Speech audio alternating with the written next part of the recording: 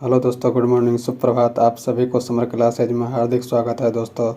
तो आइए आज हम लोग स्टार्ट करने जा रहे हैं 10th क्लास का जो गोधूली भाग 2 का गद्य खंड का जो 11वां चैप्टर है, नौबत खाने में इबादत। इसको आज हम लोग जो है सो देखेंगे। इससे पिछली वाली क्लास में हम लोगों जो है सो क्या किए थे, इसका परिचय को देखे थे। इस क्लास में हम लोग इससे जितने भी ऑब्जेक्टिव आ सकते हैं, इन सारे ऑब्जेक्टिव को हम लोग जो है सो देखेंगे। तो देखिए हम लोग 1 नंबर से देखते हैं। देखिए 1 नंबर क्वेश्चन कहता है कि नौबत खाने में इबादत किस विधा की रचना है। यहाँ गलती हो गया है, किस विधा में सॉरी नहीं, ठीक है। ये देखिए किस विधा में रचित है। तो क्या कह रहा है कि नौबत खाने में इबादत किस विधा में रचित है। तो देखिए पहला कहता है कि निबंध, दूसरा कहता है कहानी, तीसरा कहता है आलोचना और चौथा कहता है व्यक्ति चित्र। तो देखिए ये जो है सो एक क्या है, व्यक्ति चित्र है, इसलिए जो है सो इसका आंसर क्या हो जाएगा, डी हो जाएगा। ठीक है, तो इस तरीके से आप लोग इसका आंसर जानते ही होंगे, डी। ठीक है, इससे आगे हम लोग देखिए देखते हैं 2 नंबर क्वेश्चन क्या कहता है। 2 नंबर क्वेश्चन कहता है कि बिस्मिल्लाह खां प्रसिद्ध डैश डैश खाली स्थान थे। देखिए पहला कहता है कि सितार वादक, दूसरा कहता है सरोवर वादक, तीसरा कहता है गिटार वादक और चौथा कहता है शहनाई वादक। तो ये भी आप लोग जानते ही होंगे कि बिस्मिल्लाह खां जो थे वो क्या थे, तो शहनाई वादक थे। क्या थे, शहनाई वादक थे। ठीक है, क्या थे, शहनाई वादक थे। ठीक है, तो इस तरीके से इसका आंसर क्या हो जाएगा, डी हो जाएगा। ठीक है, इससे आगे देखिए हम लोग चलते हैं 3 नंबर क्वेश्चन पे। क्या कहता है 3 नंबर क्वेश्चन कि शहनाई के रीढ़ किस तरह के पौधों से तैयार की जाती थी। हमने इससे पहले जो क्लास लिए हैं इसमें आप लोगों को बताया भी है कि जो है सो उनका रीढ़ किससे बनता था। तो देखिए पहला कहता है कि जो है सो कांच से, दूसरा कहता है नरकट से, तीसरा कहता है बांस से और चौथा कहता है सरी से।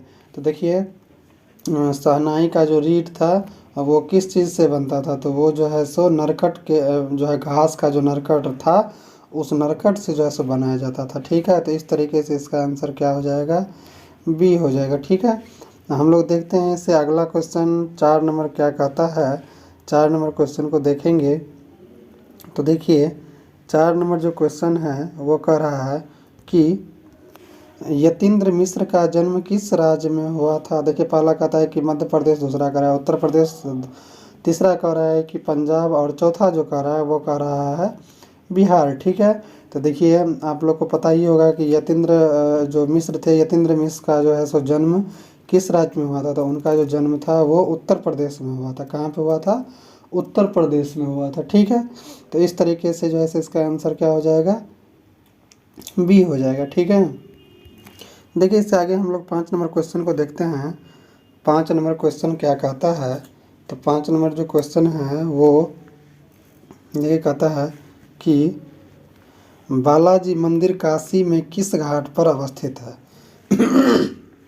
क्या कहता है कि बालाजी मंदिर काशी में किस घाट पर अवस्थित है। तो देखिए पहला कहता है कि 80 घाट, दूसरा कहता है पंचगंगा घाट, तीसरा कह रहा है हरिचंद्र घाट और चौथा कह रहा है दशामेघ घाट। ठीक है, दशमाश्वमेघ घाट। ठीक है, तो इस तरीके से देखिए बालाजी जो मंदिर है वो कहाँ है, तो पंचगंगा घाट पे जो है सो क्या है, स्थित है। ठीक है, या अवस्थित है। तो इस तरीके से जो है सो क्या हो जाएगा, इसका आंसर बी हो जाएगा। ठीक है, देखिए इससे आगे हम लोग चलते हैं 6 नंबर क्वेश्चन की ओर। 6 नंबर क्वेश्चन क्या कहता है, 6 नंबर क्वेश्चन कहता है कि यतीन्द्र मिश्र ने किस विश्वविद्यालय से एमए किया।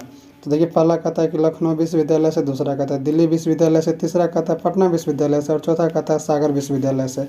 तो हमने आप लोगों को बताया भी था कि जो है सो यतीन्द्र मिश्र जो थे वो कहाँ से किए थे, तो लखनऊ जो है सो विश्वविद्यालय से जो है सो एमए किए थे। ठीक है, और किस में किए थे, तो हिंदी और साहित्य में जो है सो एमए उन्होंने जो है सो किए थे। ठीक है, तो इस तरीके से क्या हो जाएगा, लखनऊ विश्वविद्यालय हो जाएगा। ठीक है, तो इसका आप लोग आंसर जान ही गए होंगे।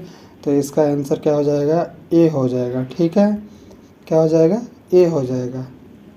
इस तरीके से 7 नंबर क्वेश्चन की ओर हम लोग चलते हैं। देखिए 7 नंबर जो क्वेश्चन है वो क्या कह रहा है कि यतीन्द्र मिश्र किस न्यास का संचालन 1999 ईस्वी से कर रहे हैं।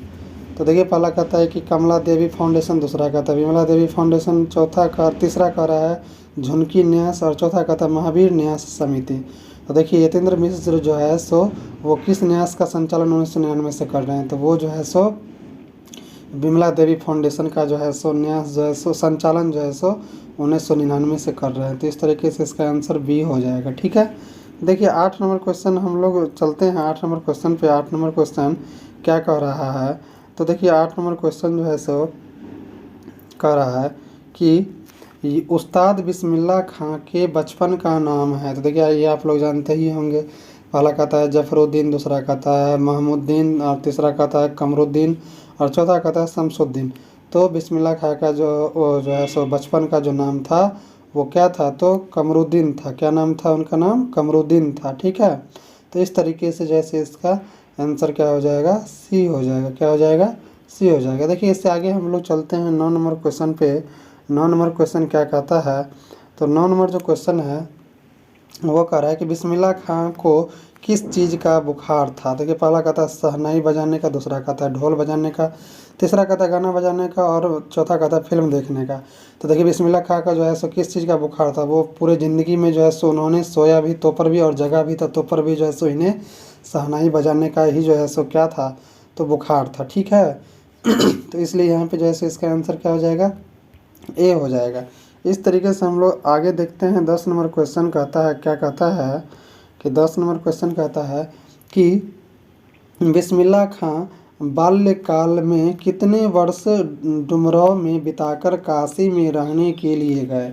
देखिए पहला कहता है कि 3 से 4 वर्ष, दूसरा कहता है 4 से 5 वर्ष, और तीसरा कहता है 5 से 6 वर्ष, और चौथा कहता है 6 से 7 वर्ष।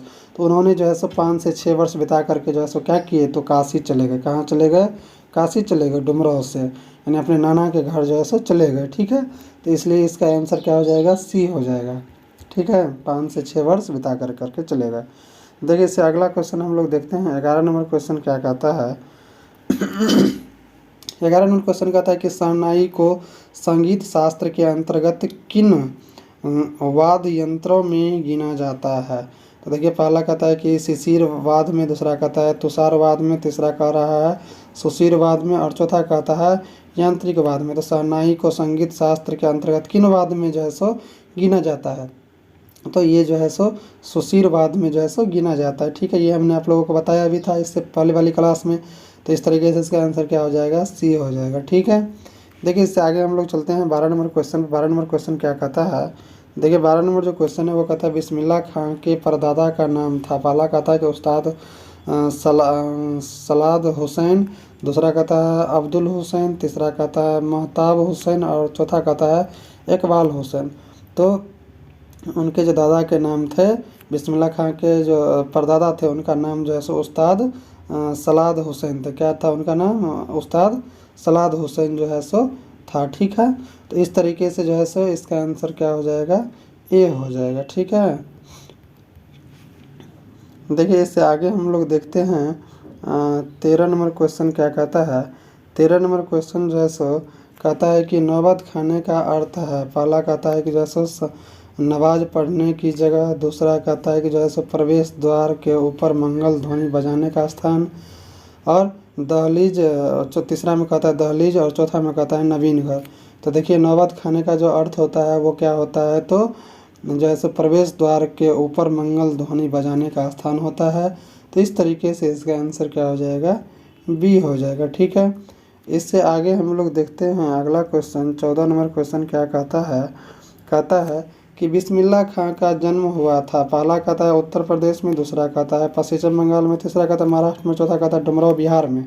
तो देखिए बिस्मिल्लाह खां का जो जन्म हुआ था वो कब हुआ था, कभी कहाँ हुआ था, तो उनका जन्म जो है सो यानी कि डुमरांव के बिहार में हुआ था। कहाँ पे हुआ था, डुमरांव के बिहार में। तो इस तरीके से इसका आंसर क्या हो जाएगा, डी हो जाएगा। ठीक है, इससे आगे हम लोग चलते हैं 15 नंबर क्वेश्चन की ओर। 15 नंबर क्वेश्चन क्या कहता है, 15 नंबर क्वेश्चन कहता है कि मुहर्रम की कौन सी तारीख बिस्मिल्लाह खां के लिए खास महत्व की होती थी। ठीक है, तो देखिए कहता है कि जैसे पहला में 8वीं, दूसरा में कहता है कि 9वीं, तीसरा में कह रहा है 7वीं, और चौथा में कह रहा है 10वीं।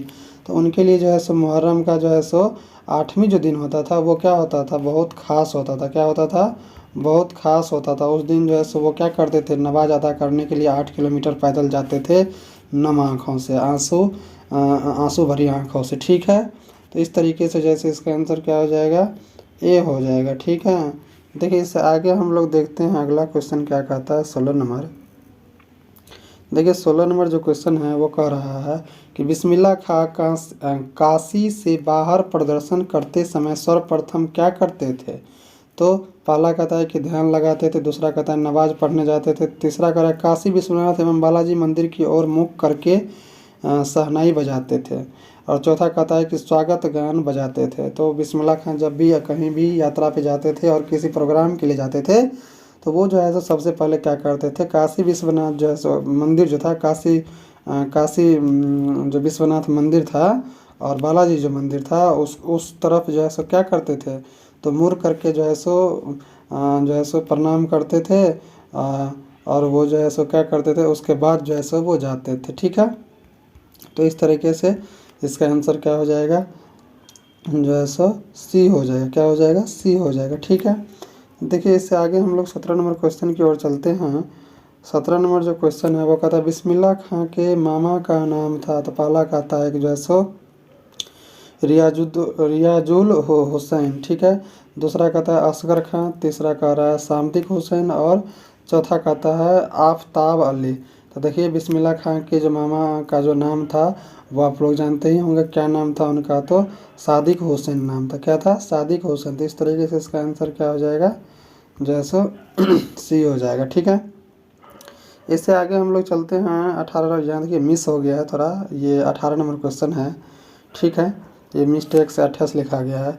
देखिए कहता है कि जो है सो 18 नंबर क्वेश्चन कि रसूलन बाई थी। क्या कहता है कि रसूलन बाई थी। पहला कहता है नर्तकी, दूसरा कहता है गायिका, तीसरा कहता है कवित्री, और चौथा कहता है लेखिका। तो रसूलन बाई जो थी वो क्या थी, तो वो जो है सो एक गायिका थी। ठीक है, तो इस तरीके से इसका आंसर क्या हो जाएगा, बी हो जाएगा। ठीक है, देखिए इस तरीके से हम लोग 19 नंबर अगला क्वेश्चन देखते हैं। अगला क्वेश्चन क्या कहता है, तो अगला क्वेश्चन पे चलते हैं। देखिए 19 नंबर जो क्वेश्चन है वो क्या कह रहा है, कहता है कि सुलोचना कौन थी। तो पहला कहता है अभिनेत्री, दूसरा कहता है मंत्री, तीसरा कहता है गायिका, और चौथा कहता है नर्तकी। तो देखिए सुलोचना जो थी वो क्या थी, अभिनेत्री थी। ठीक है, तो इसलिए इसका आंसर क्या हो जाएगा, ए हो जाएगा। ठीक है, देखिए इससे अगला हम लोग देखते हैं क्वेश्चन। इससे अगला क्या कहता है, 20 नंबर क्वेश्चन कहता है कि बिस्मिल्लाह खां का निधन कब हुआ।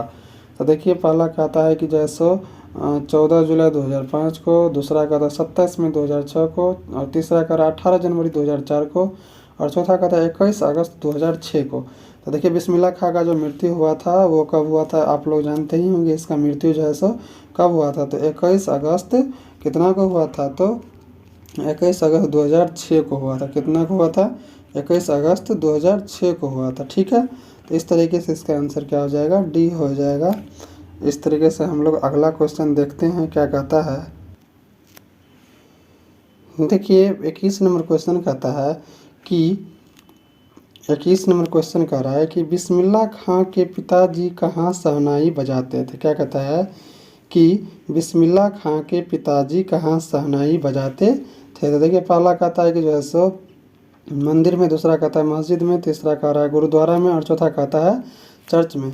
तो बिस्मिल्लाह खां के जो पिताजी थे वो कहाँ जो है सो जो है शहनाई बजाते थे, तो वो जो है सो मंदिर में जो है सो शहनाई बजाते थे। ठीक है, तो इस तरीके से इसका आंसर क्या हो जाएगा, ए हो जाएगा। देखिए इस तरीके से हम लोग अगला क्वेश्चन देखते हैं। अगला क्वेश्चन क्या कह रहा है, 22 नंबर क्वेश्चन पे हम लोग चलते हैं। देखिए 22 नंबर जो क्वेश्चन है वो कह रहा है कि बिस्मिल्लाह खां के खानदान का कोई भी सदस्य किसी दिन शहनाई नहीं बजाते थे। किस दिन शहनाई नहीं बजाते थे। बिस्मिल्लाह खां के जो खानदान थे वो कोई भी सदस्य जो है सो किस दिन शहनाई नहीं बजाते थे। तो देखिए पहला कहता है दुर्गा पूजा के दिन, दूसरा कहता है दीपावली के दिन, तीसरा कहता है मुहर्रम के दिन, और चौथा कहता है ईद के दिन। तो ये आप लोग शायद जानते ही होंगे, उनके जो पूरे ख़ानदान के जो लोग थे वो पूरे के पूरे जो है सो कौन दिन जो है सो शहनाई वादन नहीं करते थे। तो वो जो है सो मुहर्रम के दिन जो है शहनाई वादन नहीं करते थे। ठीक है, तो इस तरीके से इसका आंसर क्या हो जाएगा, सी हो जाएगा। ठीक है, किस दिन नहीं करते थे, तो मुहर्रम के दिन जो है सो नहीं करते थे। ठीक है, इस तरीके से देखिए अगला क्वेश्चन देखते हैं हम लोग। 23 नंबर क्वेश्चन क्या कर रहा है, 23 नंबर क्वेश्चन कहता है कि बिस्मिल्लाह खां को बालाजी मंदिर में शहनाई बजाने पर कितनी मेहनत ताना मिलती थी। मेहनत ताना मतलब यानी पैसा मिलता था। देखिए पहला कहता है कि 4 आना, दूसरा कहता है 8 आना, और तीसरा कहता है 12 आना, और चौथा कहता है 16 आना। तो देखिए बिस्मिल्लाह खां जो वहाँ बालाजी मंदिर के आगे जो बाला मंदिर में जो शहनाई बजाते थे, तो उससे जो है सो यानी कि कितने पैसे मिलते थे, तो 8 आना जो है सो पैसा उससे मिलता था। ठीक है, तो इस तरीके से इसका आंसर क्या हो जाएगा, बी हो जाएगा। ठीक है, ये क्वेश्चन सब छूट गया था बताने के लिए परीक्षा में, तो इसमें देख लीजिए आप लोग। देखिए इससे आगे हम लोग देखते हैं अगला क्या कहता है। आगे कहता है कि पक्का महाल क्या है। क्या कहता है, पक्का महाल क्या है। तो पहला कहता है कि संगीतकार का नाम है, दूसरा कहता है काशी विश्वनाथ से लगा हुआ इलाका है, और तीसरा कहता है कि अभिनेता का नाम है, और चौथा कह रहा है कि लेखक का नाम है। तो देखिए ये जो पक्का महल है ये जो है सो काशी विश्वनाथ से लगा हुआ जो है सो क्या है, इलाका का नाम है। क्या है, इलाका का नाम है। ठीक है, तो इसलिए जो है सो इस तरीके से इसका आंसर क्या हो जाएगा, बी हो जाएगा। ठीक है, इससे आगे हम लोग देखते हैं। इससे आगे 25 नंबर क्वेश्चन कहता है कि बिस्मिल्लाह खां और शहनाई के साथ किस मुस्लिम पर्व का नाम जुड़ा है। पहला कहता है बकरीद, दूसरा कहता है ईद, तीसरा कहता है मुहर्रम, और चौथा कहता है इनमें से कोई नहीं। तो देखिए बिस्मिल्लाह खां और शहनाई के साथ किस मुस्लिम पर्व का नाम जो है सो जुटा हुआ है, तो वो जो है सो एक मुहर्रम पर्व है। ठीक है, तो इस तरीके से इसका आंसर जो है सो सी हो जाएगा। इस तरीके से अगला देखिए हम लोग देखते हैं क्वेश्चन 26 नंबर क्या कहता है। तो 26 नंबर कहता है कि यतीन्द्र मिश्र किस अर्धवार्षिक पत्रिका का संपादन कर रहे हैं। तो देखिए पहला कहता है कि साहित्य, दूसरा कहता है प्रवाह, तीसरा कहता है कि प्राच्य प्रवाह, और चौथा कह रहा है अर्चना। तो देखिए यतीन्द्र मिश्र थे वो कौन से अर्धवार्षिक पत्रिका का संपादन करते थे, तो वो जो है सो साहित्य जो है सो जो संपादन पत्रिका थी उस पत्रिका का जो है सो क्या करते थे, संपादन जो है सो करते थे। ठीक है, तो इस तरीके से इसका आंसर क्या हो जाएगा, ए हो जाएगा। ठीक है, कौन सी पत्रिका थी आप लोग याद रखिएगा इसको, साहित्य पत्रिका थी। ठीक है, इससे आगे देखिए हम लोग देखते हैं अगला क्वेश्चन क्या कहता है। अगला क्वेश्चन कहता है 27 नंबर कि फूंक कर बजाए जाने वाले वाद्यों में शाह की उपाधि किसे दिया गया है। तो देखिए पहला कहता है कि जैसे बांसुरी को, दूसरा कहता है नागस्वरम को, और दूसरा कहता है कि जैसे तीसरा कहता है शंख को, और चौथा कहता है शहनाई को। तो देखिए फूंक कर बजाए जाने वाले जो वाद्य यंत्र हैं वो कौन सा वाद्य यंत्र है, तो वो जो है सो शहनाई वाद्य यंत्र है। ठीक है, तो इसलिए इसका आंसर क्या हो जाएगा, डी हो जाएगा। ठीक है, इस तरीके से आगे देखिए हम लोग देखते हैं। आगे कहता है कि अगला क्वेश्चन 28 नंबर की इबादत का अर्थ है। पहला कहता है कि उपासना, दूसरा कहता है गायन, तीसरा कहता है स्वागत, और चौथा कहता है अभिवादन। तो देखिए इबादत का जो अर्थ होता है वो क्या हो जाता है, तो उसका अर्थ हो जाता है उपासना। क्या हो जाता है, उपासना या साधना, एक ही चीज़ होता है, उपासना साधना। ठीक है, तो ये इस तरीके से जैसे इबादत का अर्थ क्या होता है, उपासना। ठीक है, तो इस तरीके से इसका आंसर ए हो जाएगा। क्या हो जाएगा, ए हो जाएगा। ठीक है, इस तरीके से हम लोग अगला देखते हैं। देखिए इसमें 28 यानी कि क्वेश्चन जो है सो बना था, यानी इससे जितना भी क्वेश्चन आ सकता है इन सारी क्वेश्चनों को हम लोगों जो है सो देखने का पूरा जो है सो प्रयास किया दोस्तों।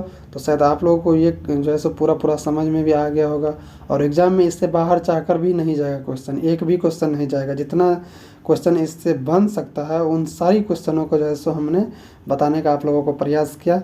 तो दोस्तों यह क्लास अगर आप लोगों को अच्छी लगी हो तो क्लास को लाइक कर दीजिएगा, सब्सक्राइब कर दीजिएगा, शेयर कर दीजिएगा, और कमेंट करना नहीं भूलिएगा, ताकि हम अगले क्लास जो लाए और बेहतर तरीके से लाने का प्रयास करें। आप लोगों का अगर कमेंट हमें मिलता रहे तो मिलते हैं हम लोग इससे अगले क्लास में।